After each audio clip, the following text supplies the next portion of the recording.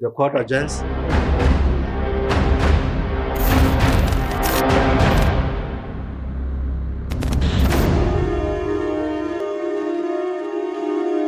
Kind of the classroom and not just only staying on the inside. I thought it was highly interesting.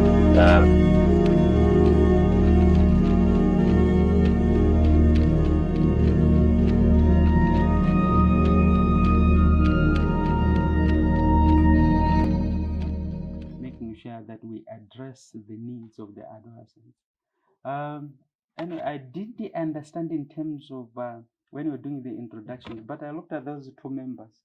I thought, are they from the adolescent? Are they adolescents? So I'm happy to say we need to engage them, because we cannot produce something that we want to implement on adolescents who are not available. So let's involve them. And I hope by the end of next 3-4 hours, we should come up with the strategy on how we can implement as a kingdom. So thank you very much, the representative from the ministry and all your colleagues. Thank you very much.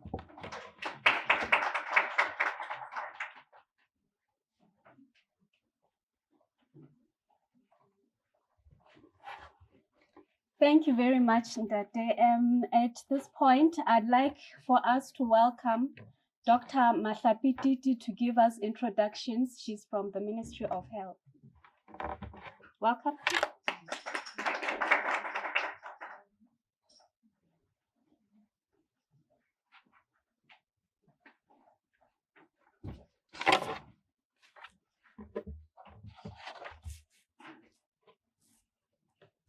Good morning once again, Bo Melbontate.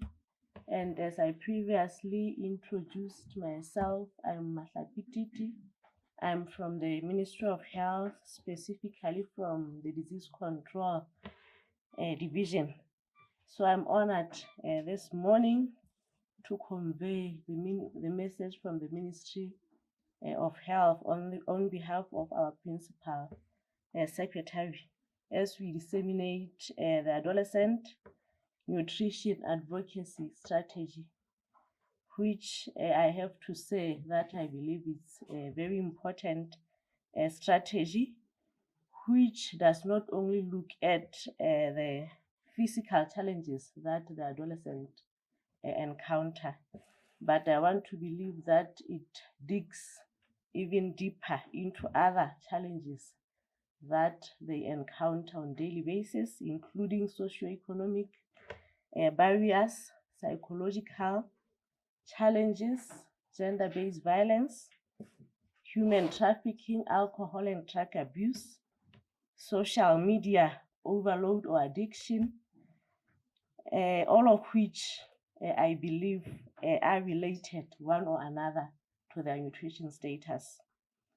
So coming back to why I'm here, I'm going to read and convey the message from our Principal Secretary. So directors from other line ministries or senior officials from other line ministries, representatives from the Ecsa Un, representatives from UN agencies, and any other development partners here represented, representatives from other ministries, representatives from government departments and institutions, representatives of civil society, media houses, ladies and gentlemen, good morning once again. I would like to express my sincere gratitude to all nutrition stakeholders in the country, East, Central and Southern Africa Health Community, United Nations Agency, Development and Implementing Partners, for your continuing efforts towards reduction of all forms of malnutrition in the country. I'm informed that Ecsa Un has worked in collaboration with Nutrition International and other regional and national partners to contribute in the efforts of addressing adolescent nutrition and has developed a regional advocacy strategy for adolescent nutrition that we are disseminating today. Lesotho is one of the member states in the Ecsa, and that we are grateful that today we are the ones conducting the dissemination of this valuable strategy, which will indeed provide guidance and motivation to drive greater political, economic, and social commitment among policymakers, decision makers, implementers from different sectors to invest as well as prioritize nutrition issues related to adolescents in the country. Ladies and gentlemen, we are aware that adolescence is a transformative life phase with the growth and maturation of all organs and physiological systems between the ages of 10 to 19 years. In nutrition perspective, adolescence is a second window of opportunity for transition of physical, mental, psychological, and overall development. The rapid growth that occurs in adolescence stage leads to increased requirement of nutritional energy, protein, and micronutrients such as iron, zinc, calcium, folic acid, and other nutrients. Therefore, good nutrition is very important during this stage of life. For the nation to have a strong human capital, the government must indeed invest and prioritize in adolescents and youth.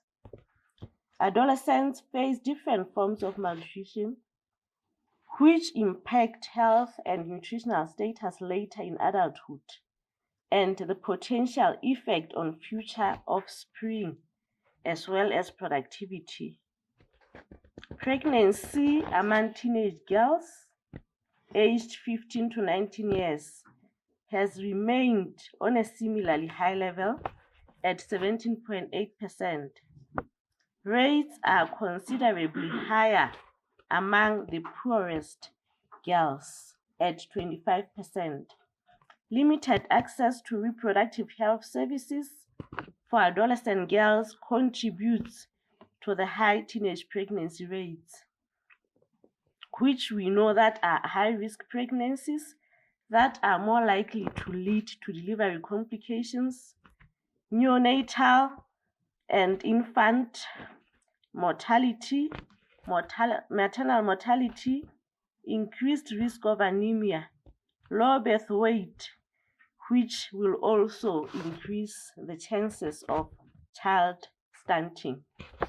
Ladies and gentlemen, in addressing nutritional challenges facing adolescents, it is imperative for the government, in collaboration with nutrition stakeholders, to initiate efforts to improve adolescent nutrition situation in the country, including preparing and managing health policies, guidelines and strategies addressing adolescent health and nutrition services. There is a need to strengthen the health and well-being of adolescents by setting priorities in areas that aim to provide positive and immediate results for young people, inclusive of nutrition. Among these efforts is the implementation of the Lesotho National Food and Nutrition Strategy and the Costed Action Plan 2016 to 2026. In addition, the government, in collaboration with different stakeholders, is implementing the national guidelines for the provision of nutrition, food and nutrition services in schools, which aims to ensure that every student gets at least one meal while they are at school.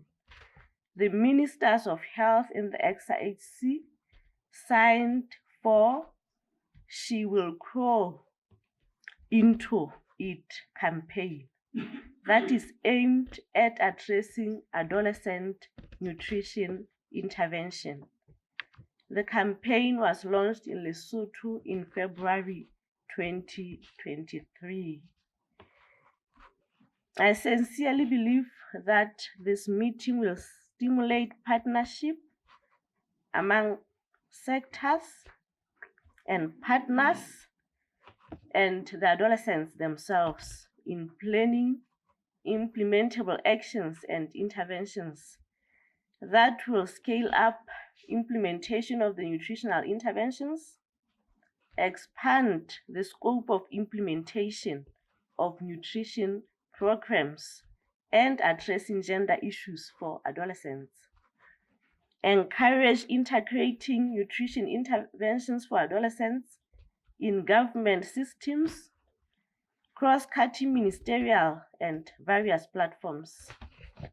Encourage the provision of database, nutritional information, and research studies concerning adolescent youth in time, and mobilizing financial and human resources for the implementation of nutritional interventions. Ladies and gentlemen, to conclude, I would like to thank the Ecsa for coordinating this meeting, and I now declare the meeting officially open. I wish you all the best. Thank you.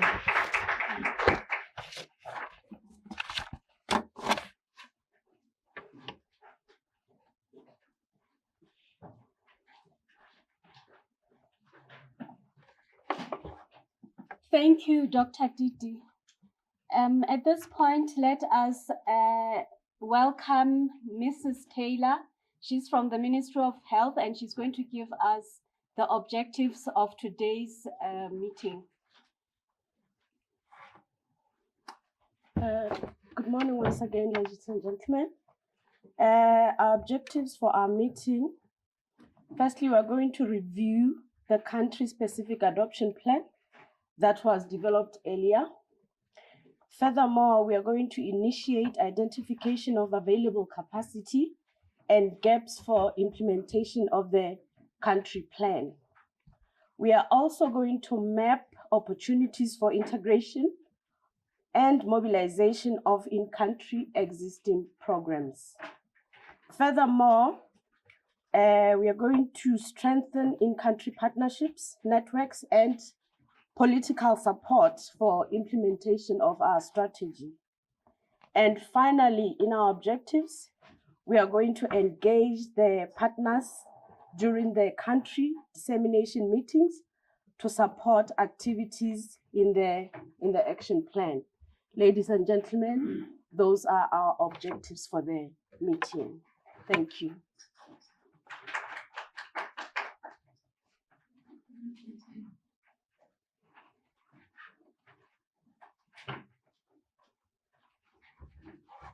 We have quite a mouthful for today.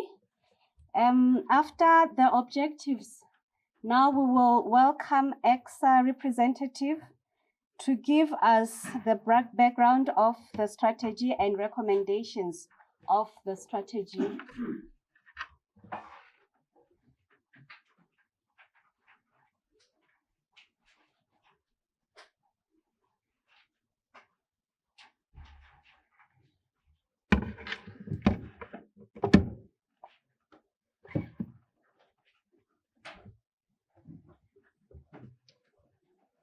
Good morning once again.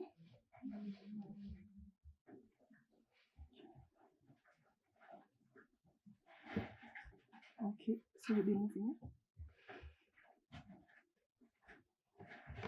Okay, so for me, as I introduce myself, my name is Doreen Marando, and I work with Ecsa Health Community.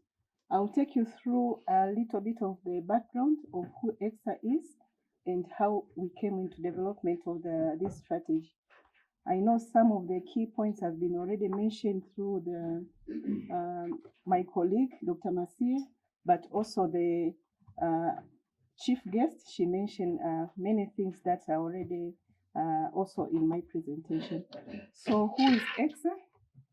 Ecsa is a East Central and Southern Africa Health Community, and we are the regional intergovernmental organization. So our mandate is basically to foster. What would I do? That one is a bit out of the way.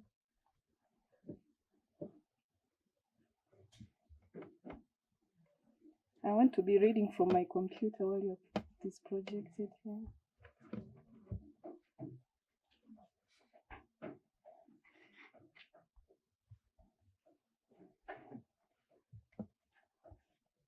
So Ecsa mandate is to promote regional cooperation in health among the member states. And as it has been mentioned before, Ecsa has 9 member states from Eswatini, Kenya, Lesotho, Malawi, Mauritius, Uganda, Tanzania, Zimbabwe, and Zambia. So the institution was formed in 1974. So this year we are clocking 50 years of existence. And initially it was under the auspices of the Commonwealth Secretariat. So the coverage, as I've mentioned, the blue are the member states that I've mentioned, but the orange are the other countries that we work with in terms of the programs. And our organization structure, we are headed by the highest convening body, which is a Health Ministers Conference. And the Health Ministers Conference sits twice every year, and the representation is from all the ministers of the member states. And as it has been mentioned, I think last year in February, we were hosted by the Kingdom of Lesotho for the Health Ministers meeting, and this is where the advocacy strategy was also launched. Below it, we have a convening of the permanent secretaries. So all the member states are being represented, and the advisory committee is mainly for the administrative of the secretariat, but also provide the guidance on the technical matters. We also convene the directors once a year, the directors of health from all the ministries, and also the head of research and training institutions.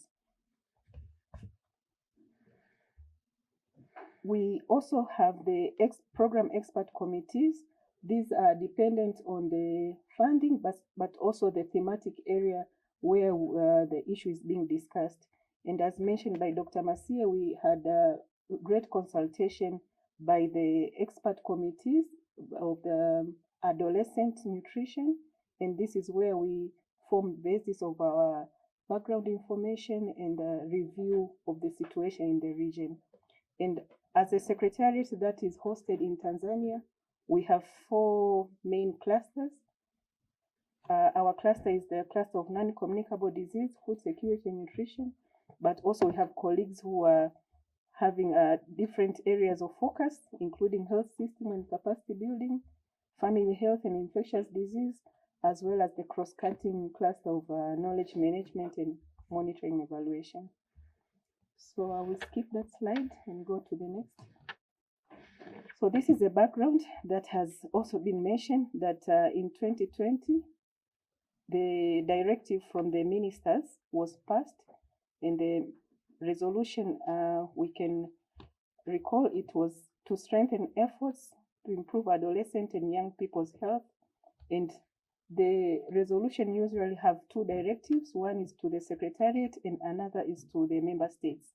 So for the member states, the direction was to strengthen the implementation of appropriate and comprehensive adolescent health and nutrition program, cognizant of meaningful engagement by young people, and build capacity of healthcare professionals to provide such services in amicable manner without petrifying the youth, and to strengthen the area of communication and IEC materials for behavioral change. So that was 2020.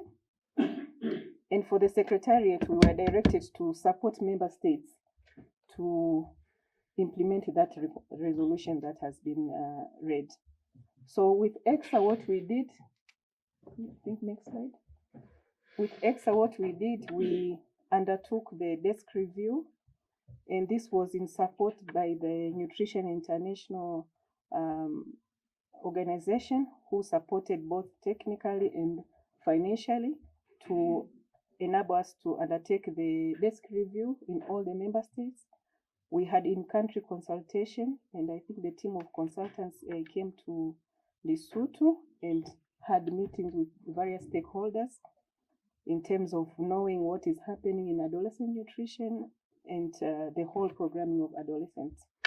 So the reports were synthesized into regional reports, and we had a consultative validation meeting, which involved all the member states, and followed by the launch that has been mentioned, done in February 2023.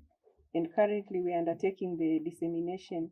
And just to note that during the validation meeting, all the countries developed an action plan for their own country. So it is part of the strategy, and Lesotho has their areas of focus that they had mentioned at that time. So this is just a part of the symbolic launching and the signature that were made by the head of delegation by then last year. So why adolescent nutrition? I think the chief guest touched on why we need to dwell on adolescent, especially on their nutrition. And maybe just to emphasize that the needs for the both micro and macronutrients by that age is very high, and we know that due to the biological makeup, issues of iron for the girls and other micronutrients is very important. So we also look at the need to improve the nutrition of the adolescents because of the issues of cognitive function, academic performance, as well as the overall growth. Here, just to emphasize, during this stage, we see adolescent girls, most of our adolescent girls tend to not have the recommended pattern of meals, like 3 meals in a day. This is either by choice, but also by not having available meals to take. But also issues of physical activities for both girls and boys. We find most of our adolescents are not able to meet the recommended allowance of the exercise physical activities of at least 60 minutes in a day. But also this is a phase where there's a lot of harmful practices relating to diet, physical activity, but also substance abuse and sexual activities are developed at this stage. The consequence of having poor adolescent nutrition, we all understand and know that it has both short and long-term consequence on the health and development, as mentioned in the previous slide. We also know that malnourished adolescents will be more susceptible to illnesses and have weaker immune system, and will experience delayed growth and impaired cognitive development. We know that exposure into also non-communicable diseases is very high for the poorly nourished children.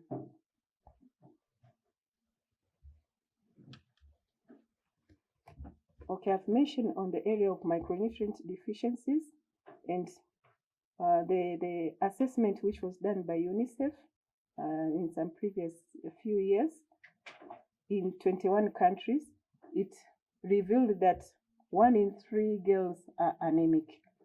So as we know that this is an area that we need to really look upon, as if in our population more than 20% of our adolescents are anemic, this is a public health concern. Issues of overweight and, as I mentioned, non-communicable diseases, they are on the rise, not only in East Africa, as mentioned, but also in the Southern Africa. The chief guest mentioned about the prevalence of adolescent pregnancy. This is not only in Lesotho, but globally it's estimated that 13% of adolescent girls and young women give birth before the age of 18. And the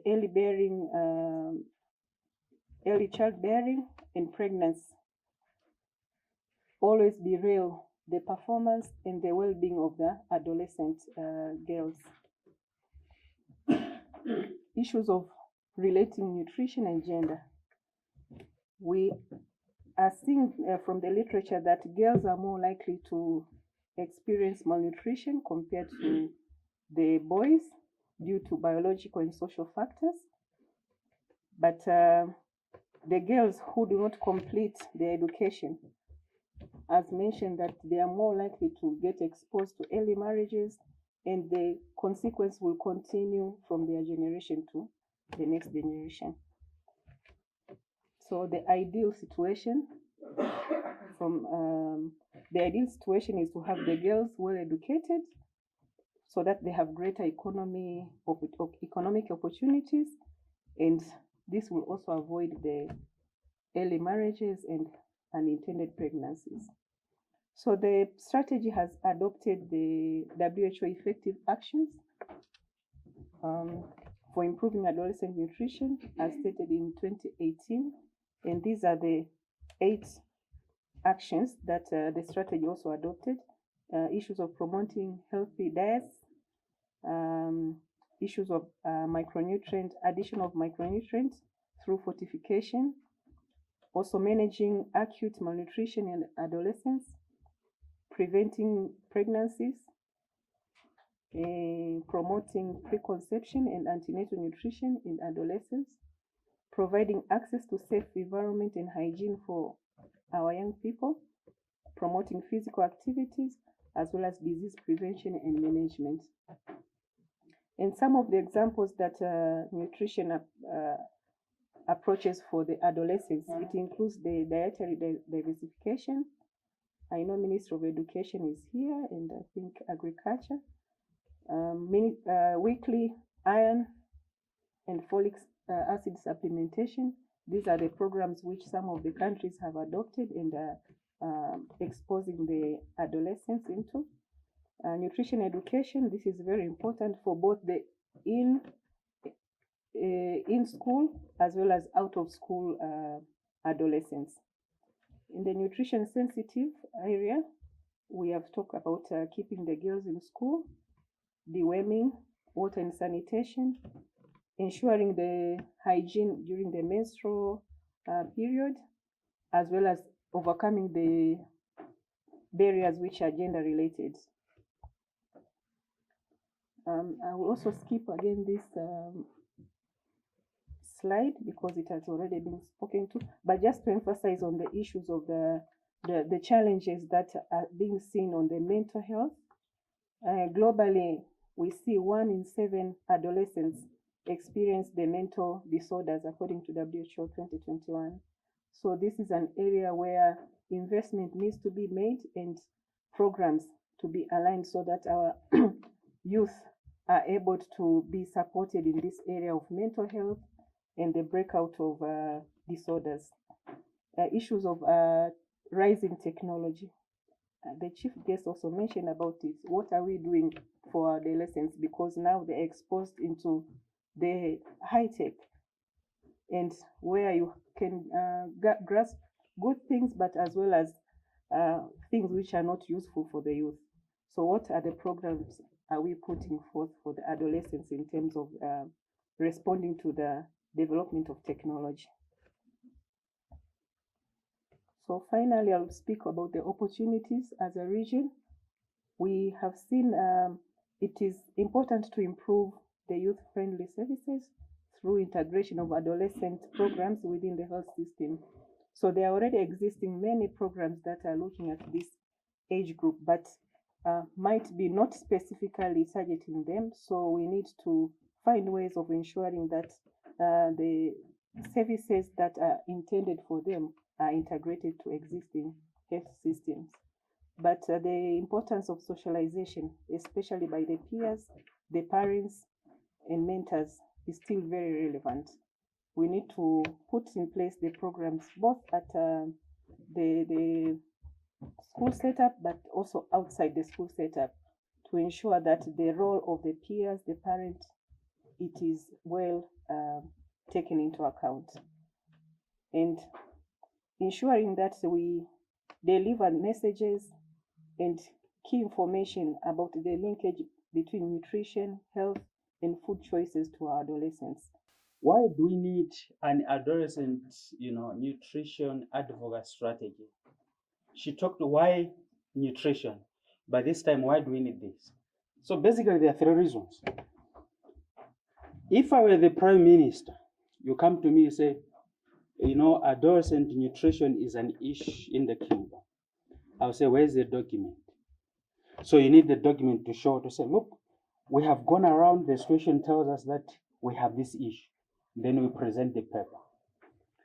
Secondly, if I were the Principal Secretary, you come to me, if I'm to make sure that my colleagues in the ministry, they do the actions, you need to give me data.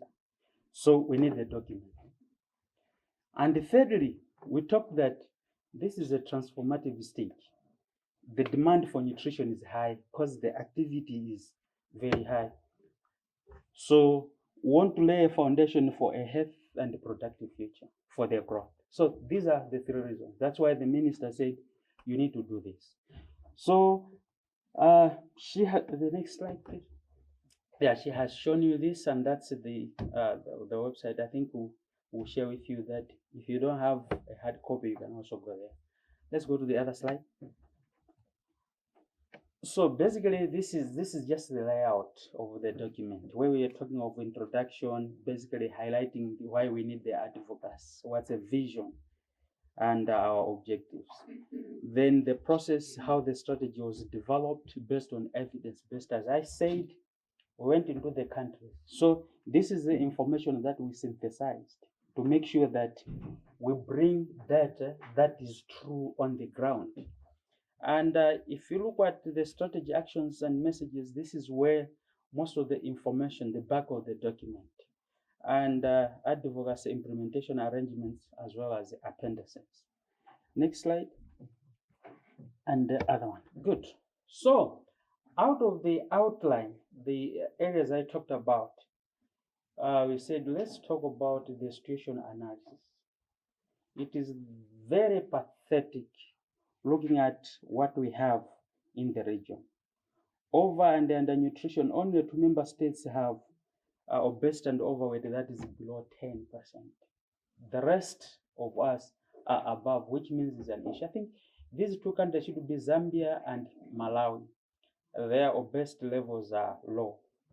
But if you look at the map I've shown you, in terms of micronutrient deficiency, no member state has anemia prevalence rate of below 5. So 5% is a recommended WHO cutoff point. But if you look at maybe only 2 countries, they're slightly better, which is not recommended, Kenya and Eswatini. But where the Secretariat of Ecsa is situated, this is in Tanzania. Look at red. I think we need to do something. The micronutrient deficiency is over 40%. So we believe as a region we can do better. This is important. Now we have the document. How do we intervene? In terms of sociocultural risks, you agree with me, as a region, we have so many issues. The risks are so prevalent. If you look at the injuries due to violence, alcohol, drug abuse, early marriages, early pregnancies, even negative peer pressure and social desirability, these are the issues that we have in the region. In terms of health risks, it's also rampant in the region. But can we do something? We can do it. If you look at birth complications, if you look at the maternal mortality, these are the issues that we have. We believe as a region we can do better. One thing we have to note is that, so the girl child is at more risk than her counterpart. And if you look at the figures, I talked to 56 million are adolescents and 50.6% are girls. So we need to do something as a region. Next slide. So what are the strategic advocacy areas? There are 7. But if you look at what is in the strategy, I haven't checked which ones as a kingdom we chose that want to implement them. But there are 7. So number 1 is we need to promote multi-sectoral adolescent nutrition policies and strategies. It's not only the Ministry of Health alone that can implement this.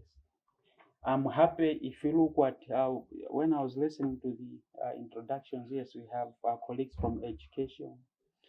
I wish we had colleagues from finance, because when we go there, we need these resources for us to move around. They should understand that this is a program.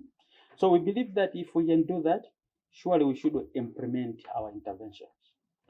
Number 2 is we need to scale up the delivery of evidence-informed adolescent nutrition intervention. Wherever you find an opportunity, whether it's in the parliament, we say, okay, we are coming as a Minister of Health, we want to present our budget. Let's talk about adolescent nutrition.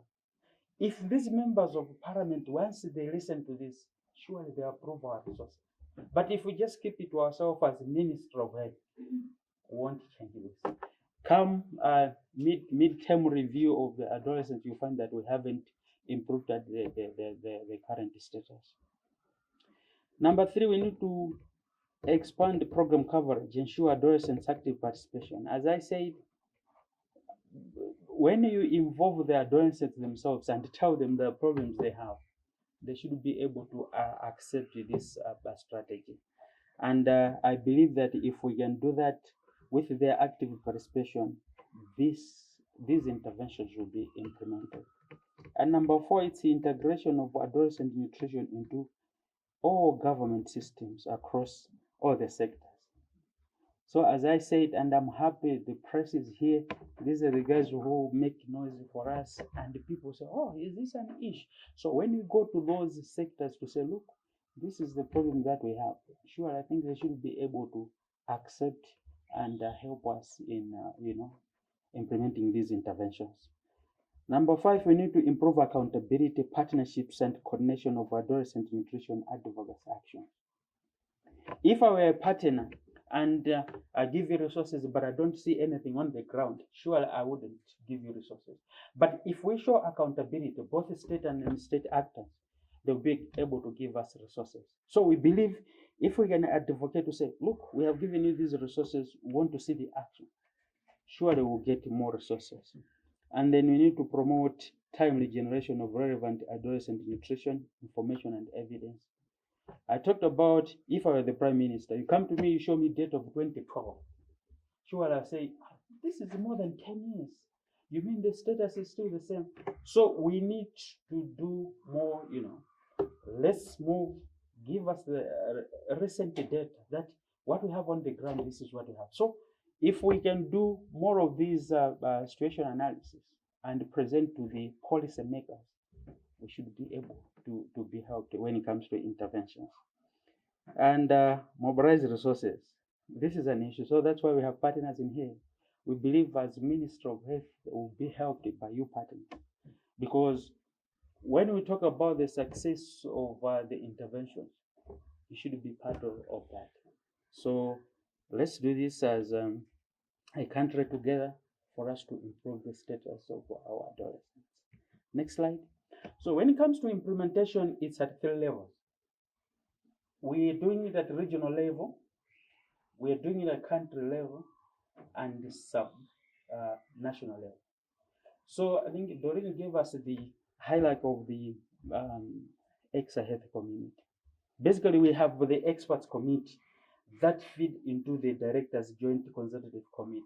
These are the ones that they recommend to the permanent secretaries to say, look, this is what we have as an issue in the region.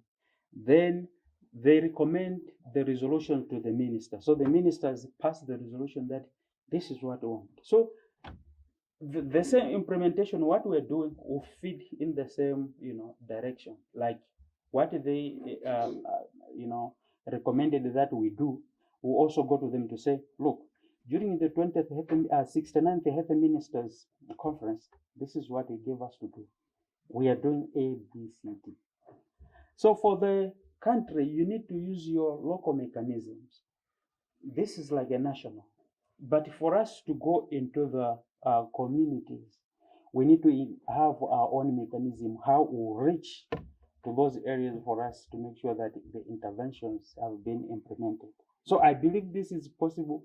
And above all, I'm happy because if you look at the population of the kingdom, you can reach almost everyone. And I know this is probably this will be the country that will be number one when it comes to intervention. Yeah, and I believe that will be that. Let's go to the next slide. So if you look at it, what we have in the document, we have appendices. How to approach the interventions. It's in there. And what are this? How do we monitor and evaluate the framework, as well as the strategy, country dissemination, and adoption plans? As I said, I'm sure as a country we have areas that we want to implement. So the last slide is what are these recommendations now? Key recommendations for the adolescent advocacy strategy. Number one, want to promote the accelerated implementation of the adolescent nutrition actions as prescribed by the ministers. Two, want to support the drafting and operationalization of multi-sectoral adolescent nutrition policies and strategies. Thirdly, to encourage more robust integration of adolescent nutrition in education, food security, health, wash, social protection, related systems, even the adolescents themselves. And also advocate for enforcement of laws and regulations aimed at stopping the harmful practices that we talked about. And also support the development and use of an accountability mechanism, including a digital scorecard for accountability, knowledge sharing and informing policy change in adolescents. Allocate more resources to scale up adolescent nutrition programs and conduct the needed assessment in the region. But I think also to make sure that we have current data. We want to have that because if we tell somebody that this is 2023, we just assessed as a country, we're not doing it very well. Somebody will say, no, not at this age. Can we do more intervention? So we believe as a country, this is possible. And looking at the stakeholders that are here, excellent. So we want to encourage even the Ministry of Health, take this to other ministry, government departments and agencies to make sure that we are on the same platform. So thank you very much. So in case maybe there are some questions or comments, I think we can react now.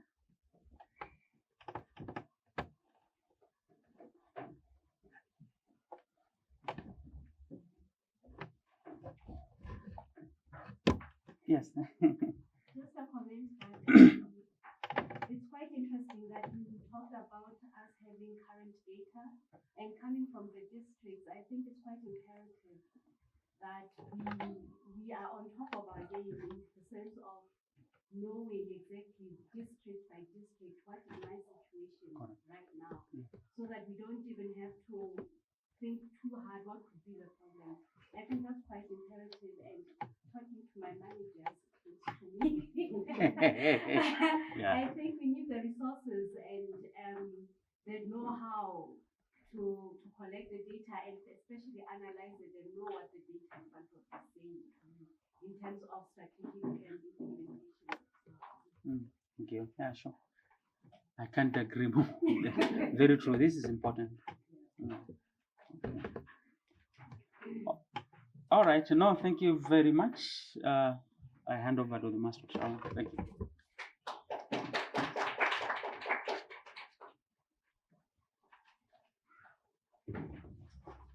Thank you, Dr. Masia.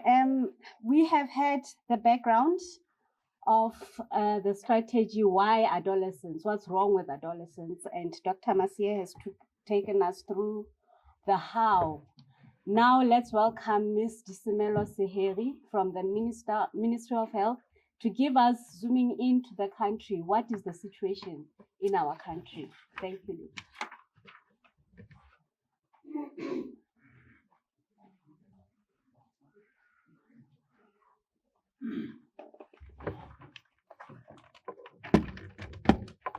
Thank you very much, Madam Chair. Sorry, excuse me.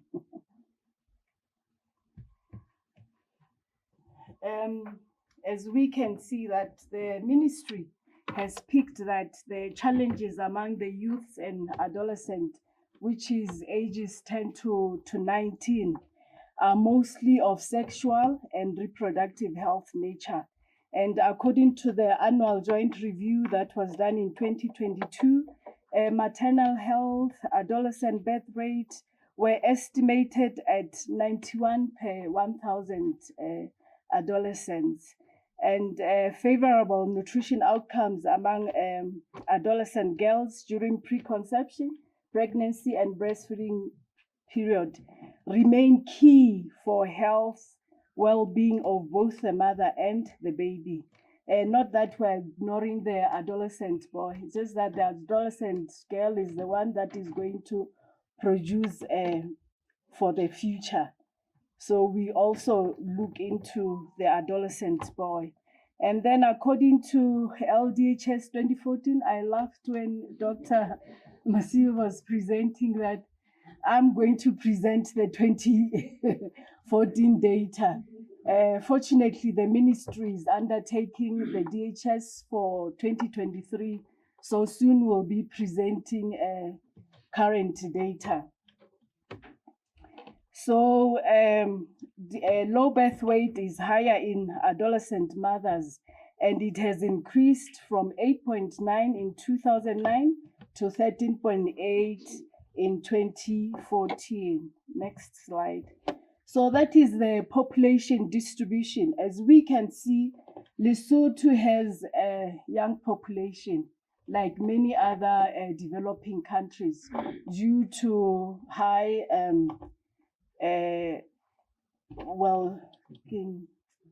mortality. So the older people die and the young ones remain. Hence, we have a high number of children who are orphans, double orphans.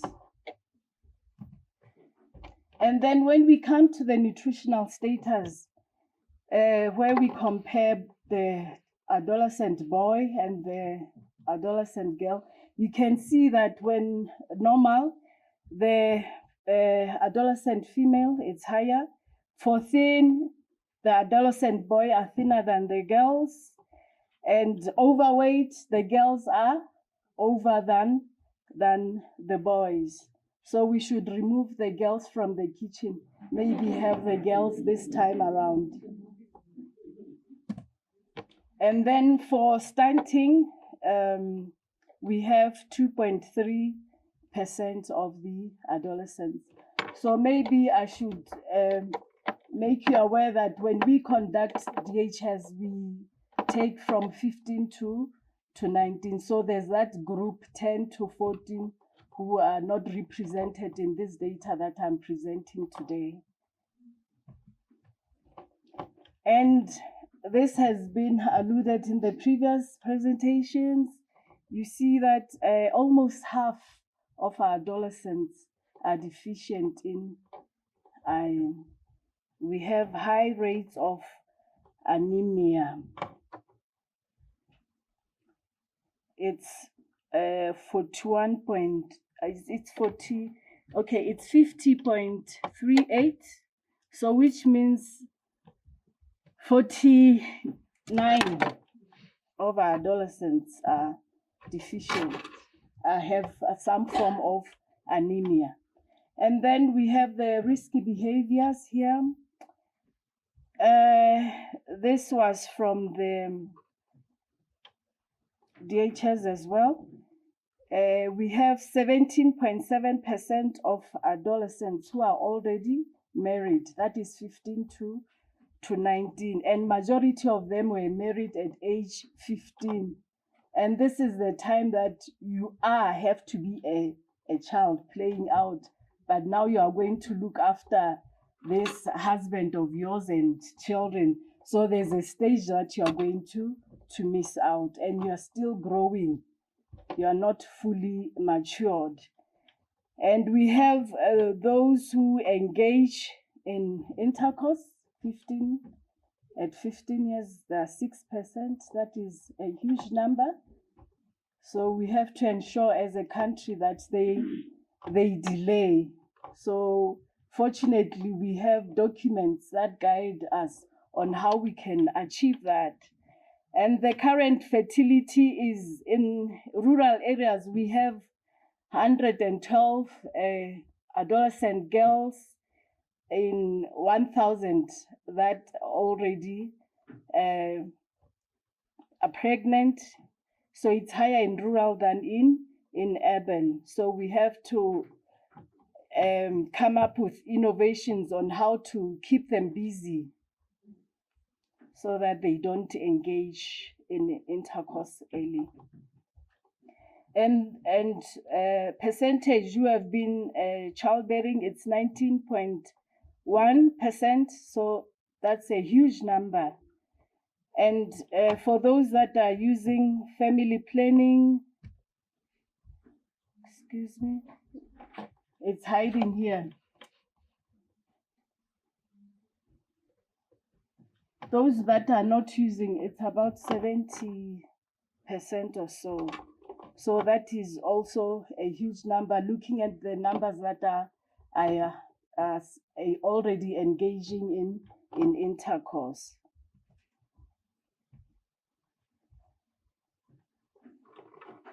So here we're looking at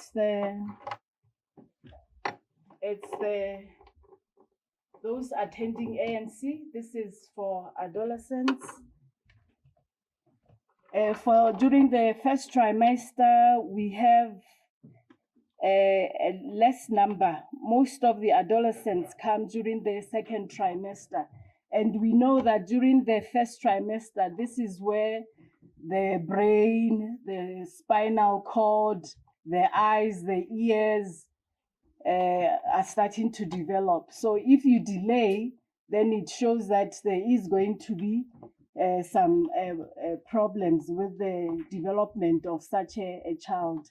And also we should take note that adolescents do not eat properly. One, because they want to lose weight so that they look pretty. There's a certain status that they desire for, and they tend to avoid eating, and this also will affect the unborn child. So if they delay, it means they are the ones that you realize that there's a high number of low birth weight. So mostly the children from the adolescent girls. So these are the targets, and if we are leaving out the adolescents, are we really going to achieve them? No. The first one is the SDG 2 is to reduce stunting by 40% by 2025. When we were calculating that with our colleagues, we came up with a number. We're wondering, are we really going to achieve that? And then the Malabo Declaration also, it's saying we should reduce stunting by 10% in 2025. African Union Agenda 2063, no children will be stunted by 2063. So it means we have to invest in adolescents if we are going to achieve this, the goals. So the next slide, so these are the drivers of malnutrition. So if we don't work well, we are not going to achieve them.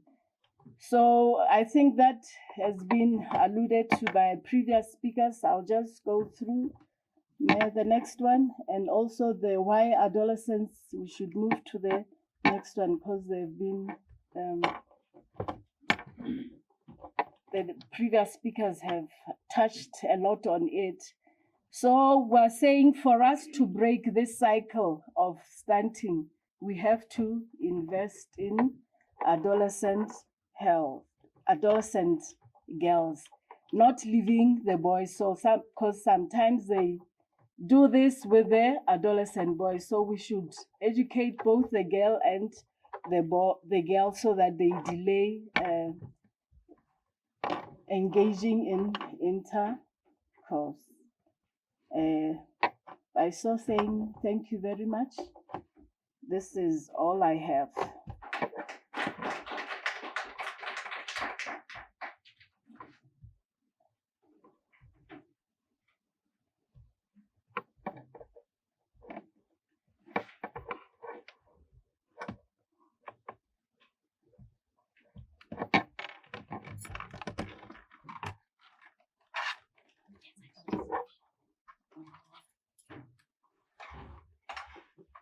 Thank you, Meg Seheri.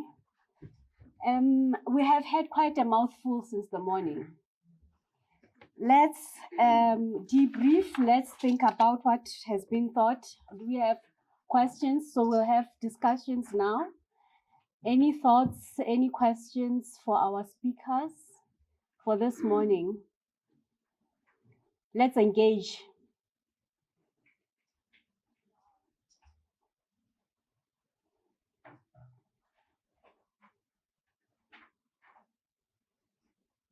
Our partners, do you see any gaps? Do you see anything you can fill in our sister ministries? How do we join our hands together so that, and the adolescents, you are here. What do you have to say? You've seen the situation.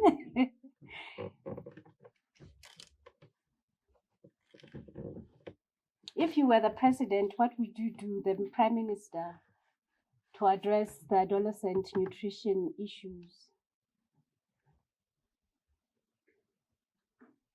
Yes, Ndane.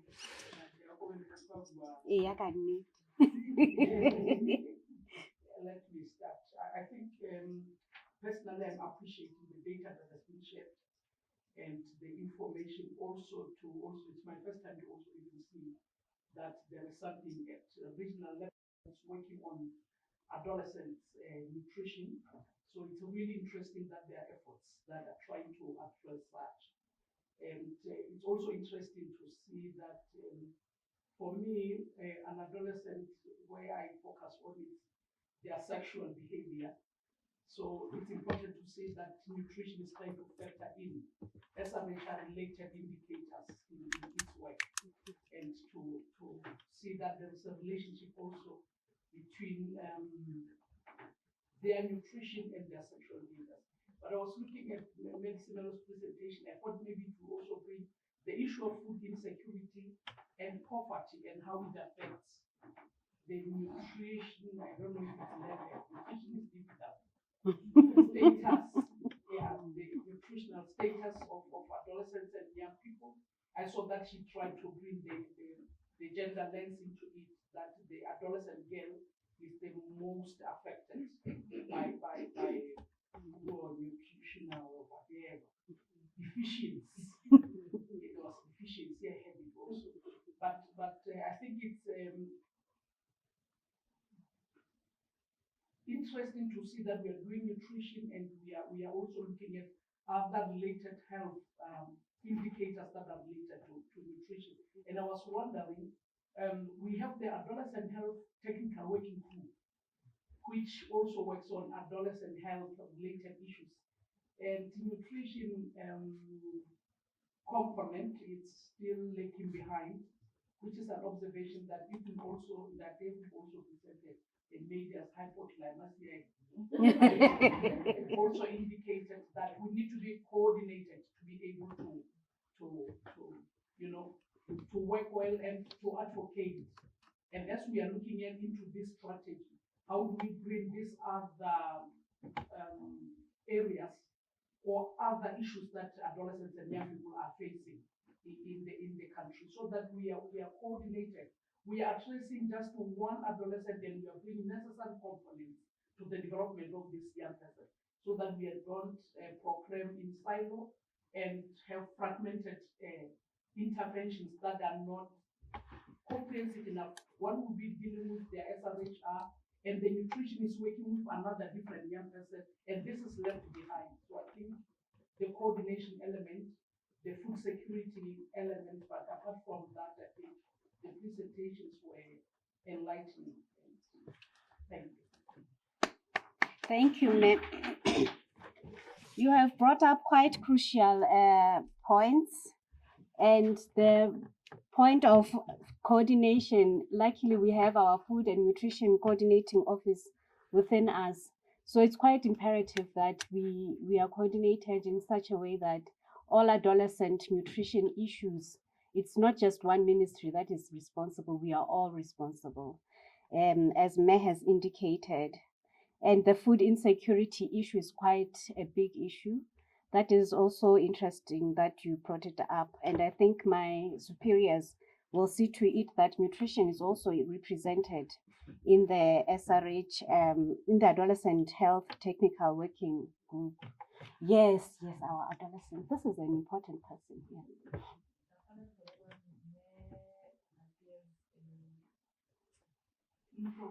I think talking about nutrition as a effect of climate change affecting our food production, needs to be included in everything. It affects the agricultural and the nutrition components. So it's something that is major, it's a new pandemic, and we have to find ways to also include it in the marriage. The whole lot of marriage. Yes, thank you. That is also very important that we look at the climate change. It is affecting us very much. Thank you. I also want to comment the strategy that is also, I think it's also integrated in the fact that there are also gender issues.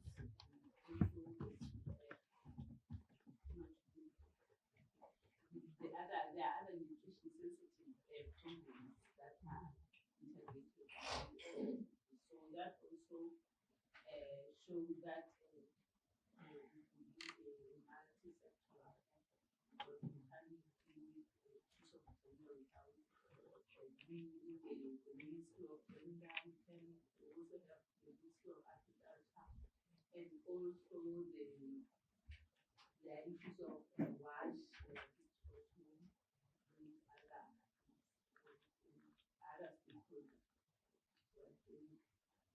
If we can ensure that integration in the education. Thank you. Yes, and the marriage partnership keeps growing, so this marriage is quite strong. Yes, Madeline, you had something to say. Thank you very much. And mine is just to provoke the discussion. The question is particular to the district officers, because you are the people who are really hands-on and you are dealing with the population out there. So if I ask what are the main key challenges, just two, that are limiting us from reaching achieving the, I know she was presenting on the targets that are staying up there by the AU and other declarations, but from the resource person, what will be the key challenges that are facing the programming and implementation at district level that are preventing reaching to the state targets?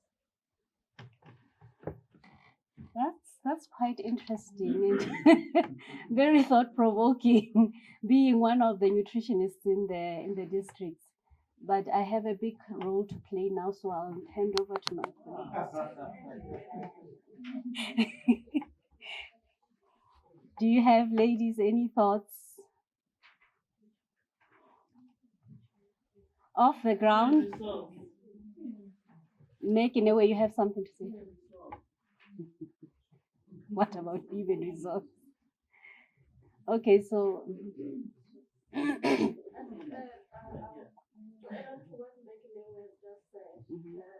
you are the only Minister of Health Nutritionist and you are serving the whole district, some areas will be compromised and some areas will be able to reach.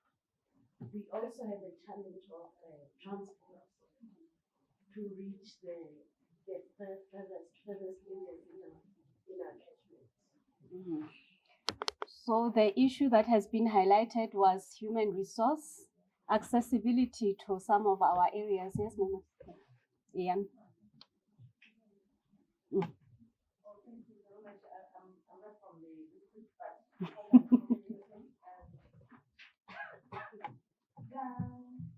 in addition to what I have said about the resources, the other thing is that we don't have the strong linkages between all the departments or all the ministries which are working especially at community level. So that these are not working in service. And that is very much devastating. There is no coordination at community where there's really a problem. But as FNCO through the project which is housed under the Ministry of Health, we are working on that to have strong linkages between all the whole players at village and community level. Yeah, at district level there is coordination, but where there is a problem, we don't have those strong linkages. I think that is one of the issues.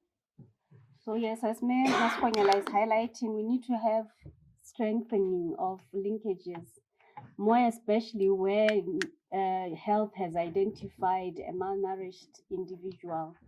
When that person is released from the facility to go back home, we still have need to have some kind of linkage between that and probably the Ministry of Agric, probably the Ministry of Social Welfare, because as highlighted, some of our adolescents have big issues with socioeconomic issues. Hey, so we need, and I could say, answering for the district nutritionists, even our health nursing sisters, some of them don't even know who the social worker in the community is. So that is quite a big gap. We need to have these linkages. We need to know each other, so that whatever comes up, if it's a gender violence issue, that also hinders our nutrition status of our adolescents. That needs to be addressed. We are talking about high teenage pregnancies, and one would assume that we are talking about girl to boy intercourse. There's also rape as well. What are we doing about that? And if this young lady needs to be helped with the outcome of the fetus, how are we helping them? So I think the gender, we need to engage with gender, Ministry of Gender. This marriage needs to be strong. I'll acknowledge what our adolescents have said. We need to really engage and know each other at district level. Oh yes, it will be you, May, after May. Yes. I would say that one of the challenges in the district is decentralization. We always talk about decentralization and giving the people in the community power to do their work as we expect. But delivery is very poor because of resource allocation. So I would say they are not empowered because the budget, I'm not sure if the same applies to other ministries, but in the case of my ministry, Ministry of Agriculture, the budget for district is very limited. So it's very difficult for districts to actually work on nutrition, adolescent nutrition. Yes, thank you. So we need to give power to the district. Okay, thank you, ma'am. I think for me, looking from outside, I think there is also need for strengthening the coordination at a higher level. I don't think it's still the same way it used to be when I was still in government. I think FNCO has a lot of work starting from the above here at national level. I don't think I see that coordination still existing. So if it starts here, then I think it will be easier to go down and strengthen it at that level. So strengthening coordination. Thank you, Ma'am. Thank you very much, ma'am. I also wanted to talk about the national level, not the district per se, because I believe that we have to correct ourselves from the national level before we can go to the district level in such a way that whenever we talk of nutrition, we talk nutrition specific, we talk nutrition sensitive, we talk enabling environment. But when we have meetings like this, you find that most cases it is mostly the nutrition people. We don't have, like Marcia rightly mentioned, that there's no finance here. And we know our challenge that we always raise as the nutrition sector, that we don't have enough budget. Our budgets are always high. Whenever we want to implement something, we don't have some budget or funding to do that. Normally we depend on donors, which is wrong. The government has to take initiative to make sure that our nutrition is well budgeted for. And we also have to be, we must have we must be well coordinated and collaboration amongst ourselves at national level. Thank you so much. Thank you, Mayor. That is quite important, and also highlighting our important status of our cooking as the nutrition big person. So I think, yeah, we need to include everyone, especially the money people, you know. To share with you what, as a country, we've already done. So that Dr. Masias, he presented, he indicated 7 advocacy areas. So I'll present accordingly to those areas.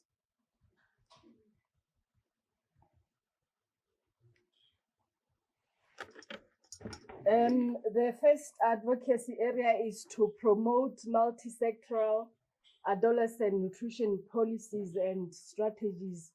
And the activity was to sensitize districts on the food and nutrition strategic documents, which we still have to do. So we haven't done that. So I'm going to start with advocacy area 2, which is to scale up the delivery of recommended adolescent nutrition interventions.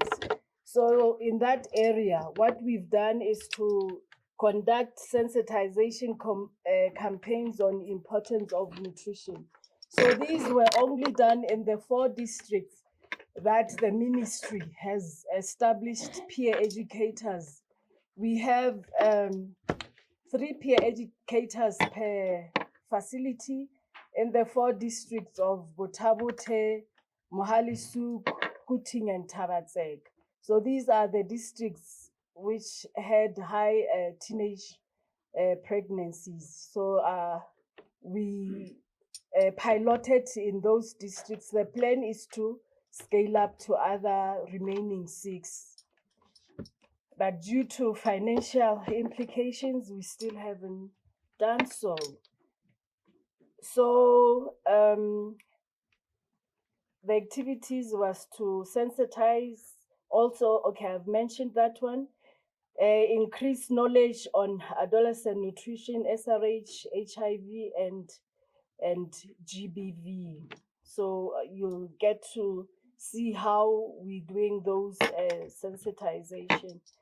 And then area 3 is to reach adolescents with relevant services, increasing their participation and address gender-based concerns. So there's been support in the expansion of coverage of multi-sectoral adolescent interventions in hard to reach areas. the nutrition program is working closely with the adolescent health program in the ministry. It's also housed under Family Health Division, which is working with Ministry of Education and other sectors to address issues of adolescents. And advocacy area 4 is the active inclusion of adolescent nutrition into government systems across multiple sectors and utilize various platforms. So I've mentioned the engagement of peer educators, and this is temporary because they'll be in the districts for a period of three years. After that, as a ministry, we haven't decided what to do. And then area 5 is to improve accountability, partnerships, coordination for adolescent advocacy actions, which we haven't done much on it, so there's nothing to report on it. And then area 6 is to promote timely generation of needed adolescent nutrition data, information, and evidence. So we're riding on the village health worker program to do this. We've incorporated nutrition module into the comprehensive sexuality education training manual. So this is the manual that the peer educators use to train their peers there in the community. The way that it has been designed, it just enables them on how to, it's kind of a guide. So we're going to, for reference, we developed, there's the village health worker training manual, and we have a component of nutrition in that manual. So that is the one that is used to train the adolescents. So that's the one they use for reference. And we also have reviewed the extracurricular risk reduction and avoidance handbook to include the nutrition component. I'm not too sure if it is a final, it's under the Ministry of Education. And also we developed the village health worker manual incorporating nutrition messages. So this is done by the peer educators instead of the village health worker, because the cadre that we have, it's people who are very old, and the adolescents don't feel free communicating with them. So there's plan that when engaging, because now people are retiring, the village health workers. So when they're being replaced, there's a concern that it shouldn't be old people. There should also be younger ones who will assist in the education going forward, because these ones are just temporary, the ones that are engaged now. So they'll be using that manual. And also after engagement of those peers, they underwent a 6 days training on SRH and nutrition issues. And these peer educators are not getting much. It's a small stipend, but they are so excited. At least they have something motivating them. So amongst one of the peer educators in the Mahali sub-district, with the money that the stipend that they're getting, he decided to come up with a project within the facility he's attached to. I think in all the facilities, there are plots with the intention that the facilities should plant vegetables, all that they can use to provide for women that are booked in the mothers' waiting homes. So this little gentleman came up with this plot. Are you showing it, Metawani? So that's the garden he came up with. He used his money. So we came to know about this when he was seeking financial assistance, because he's saying the other adolescents around the area are quite keen in establishing these gardens in their homestead. So they don't have the things, the seeds, wow. So he shared this video with us, and I thought that, wow, this is very innovative. Maybe I should share it with the team. He's one of the peer educators in Mulezani Health Center in Mohalisu.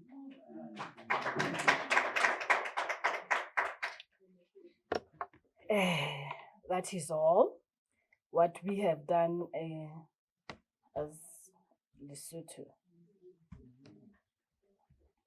Thank you very much.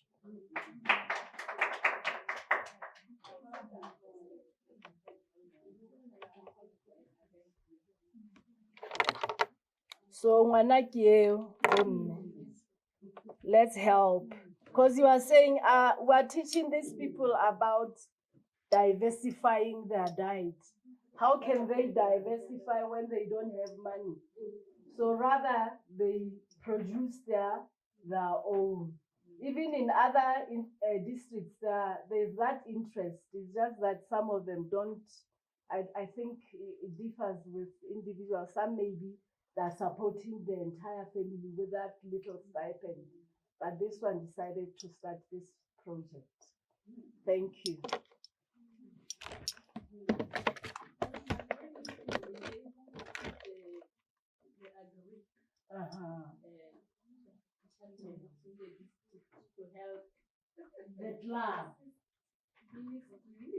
Depending on how we decided, we could have break into groups and discuss the projected topics, or we could have one discussion. In which case, if we have one discussion, I'll ask for repertoires.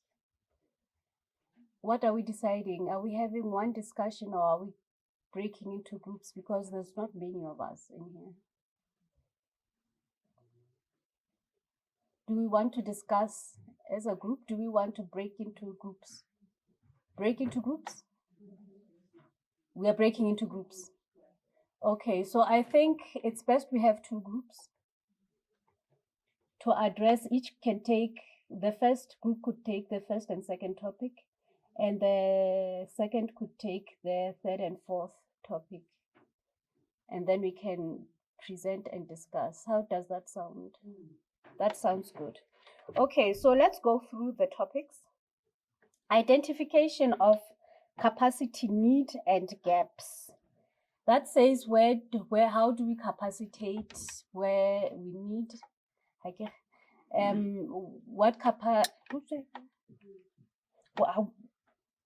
Let's identify what needs are there, gaps are there, and any capacitation in that regard, and then prioritize issues for further advocacy at national and regional level. What issues do we need to prioritize? Identify resources that need, and again, where are the gaps as far as the resources? What resources do we have? What resources do we need? And strengthen partnership and collaborations. How do we strengthen partnership? How do we strengthen collaboration?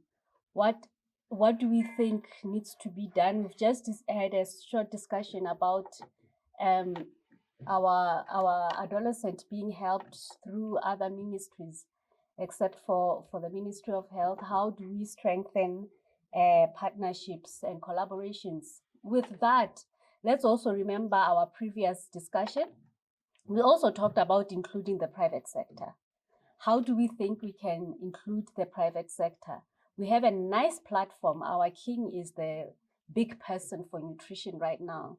And I think there are other platforms that Bomedisimelo go to where they can meet the politically powerful people who can help us,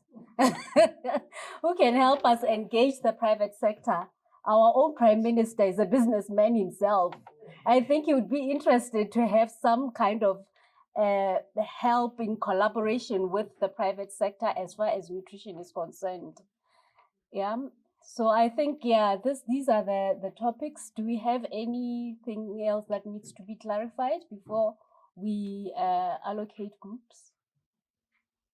Okay, nothing to be clarified. Okay, so how do we make our groups? We count 1, 2, and 2. Okay. And I think even the media, they young. Yes. Ideas, and I'd suggest our peer educators, one in another group, one in another group, not both of you in 2 groups. Yeah. Memory check.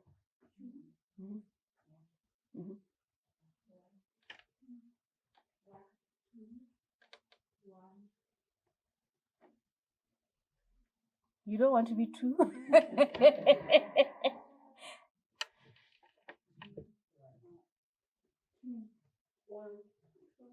One and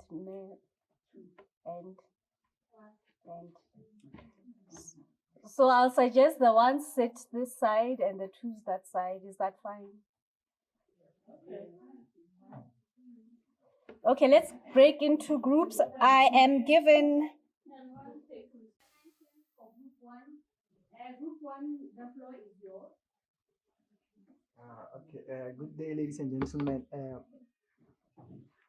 My name is Sabero Klase from Group 1, and I'm going to be talking about identifying capacity, needs, and gaps. As we can find, these prioritize issues for further advocacy at national and national levels. These are capacities that we identified. The country has trained peer educators and trained on comprehensive sexuality education and nutrition in 4 districts of Tabata, Malisuku, and Tuti. The gap for that is that there are 6 districts that still need trained peer educators. And the second point is the school health and nutrition gives us an opportunity to teach adolescents on sexuality education and nutrition.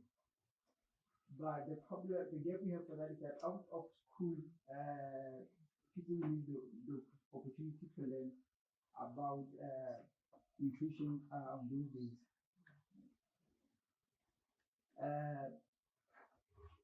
Other capacities, the availability of adolescent health corners at health center. The gap we have is that not all health centers have health corners. The community-based organizations capacitate the use of life skills and nutrition at community level. The gap for that is that the community-based organizations do not cover all the districts, which means we have a limited coverage.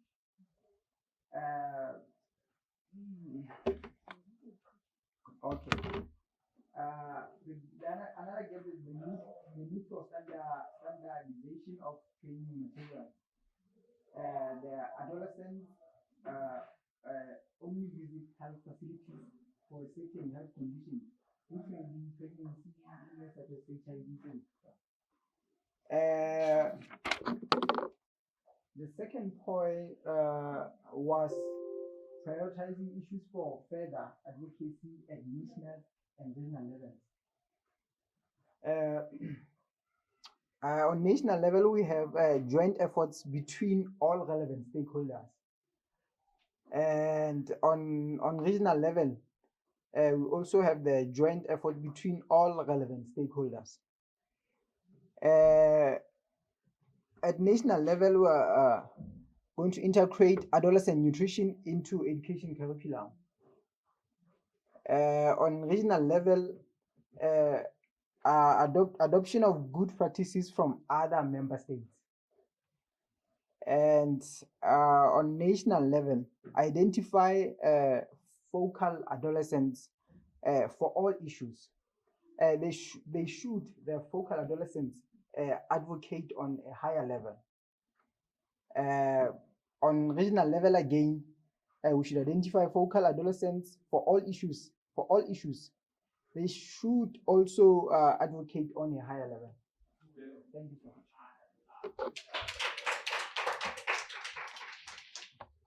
Do we have any discussions, questions, additions? I'll choose myself. Under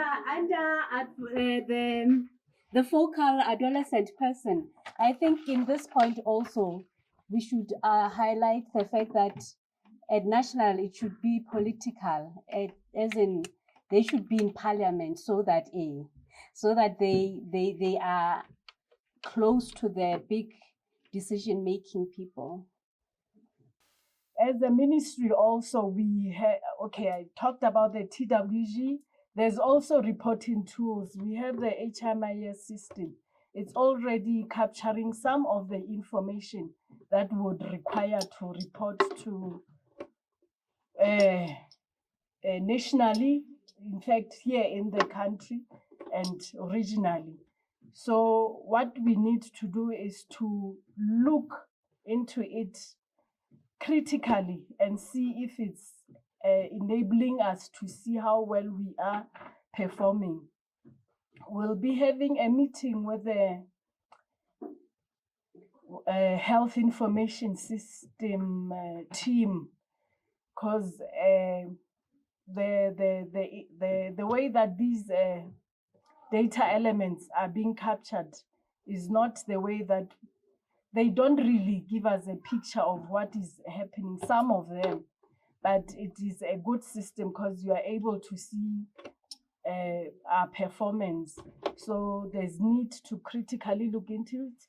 We've already engaged them in having such a workshop so that we are able to maybe some of the issues that should be disaggregated in age, because those that go to the facility, they are reported, but it's the disaggregation issue for some of the data elements whereby we are not able to pick what is happening with the adolescents. Unfortunately, we are not very strong with the community indicators, but we, like I mentioned earlier, we have village health program which has developed tools which we are thinking that they should be used to capture all the information in the community that is health.